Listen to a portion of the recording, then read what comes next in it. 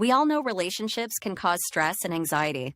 But what if that stress wasn't just emotional? What if it was increasing your risk of a heart attack? It's not only your heart. The wrong relationship can rewire your brain for PTSD, anxiety, and depression. And the danger often begins with a simple feeling you might ignore, consistently feeling drained after you see them. Here, we'll show you the subtle red flags, the hidden health costs, and a blueprint for managing the anxiety.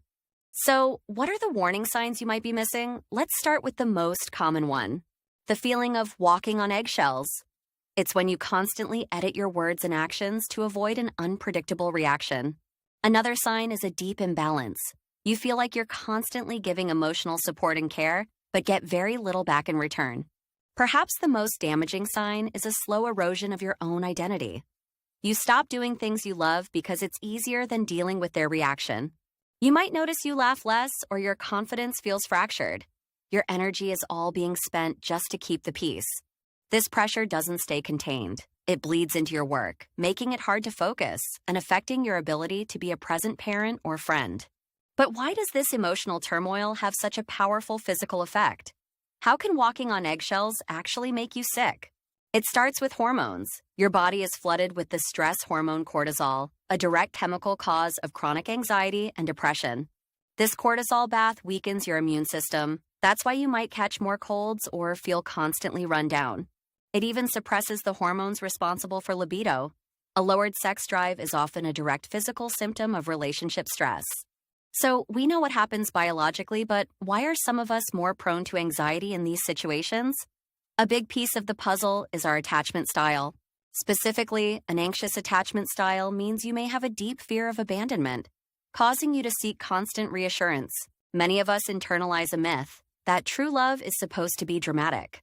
But healthy relationships are built on security and comfort, not constant turmoil. It's not about avoiding conflict. The difference is how you handle it. Healthy conflict leads to resolution. Unhealthy conflict leads to exhaustion. Let's see this in action. Imagine you want to see friends. Instead of just saying it, you spend an hour crafting the perfect text. You add apologies and reassurances before you even get a reply. That mental gymnastics, that preemptive anxiety, is walking on eggshells. If any of this feels familiar, what can you actually do? The most powerful tool is something many of us misunderstand: boundaries. We think of boundaries as walls to shut people out, but their true purpose is to create clarity and self-respect for a safe connection. Remember that cascade of cortisol and physical stress? Boundaries are how you stop the emotional trigger at the source, protecting your health.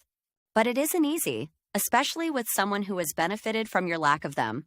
Expect pushback. It's a sign the boundary is necessary. So what does it sound like? Sometimes it's as simple as this powerful phrase, "I appreciate your perspective, but that doesn't work for me." And remember the principle: clear is kind. Being direct about your needs is ultimately kinder than being vague and resentful. Remember that loss of self we talked about? Boundaries are the tools you use to reclaim that lost territory. Each one is an act of rediscovery. And if you have an anxious attachment style, that phrase, "that doesn't work for me," is a total shift. It's an act of choosing yourself over your fear. But what about when the anxiety hits right now, before you've had a chance to set that boundary? What can you do in the moment? There's a simple cognitive trick. Name it to tame it. Consciously say to yourself, "This feeling is anxiety." Not, "This is reality." By naming the feeling, you create a small space between you and it. That space gives you the power to choose how you respond. Recognizing the signs, like walking on eggshells, lets you see the true cost. This understanding empowers you to use tools like boundaries to heal. A healthy relationship should be a source of safety and energy, not a constant threat to your health. Protecting your peace is not selfish. If this felt true for you, take a moment today to reflect on one relationship in your life. Share this with someone who needs to hear it.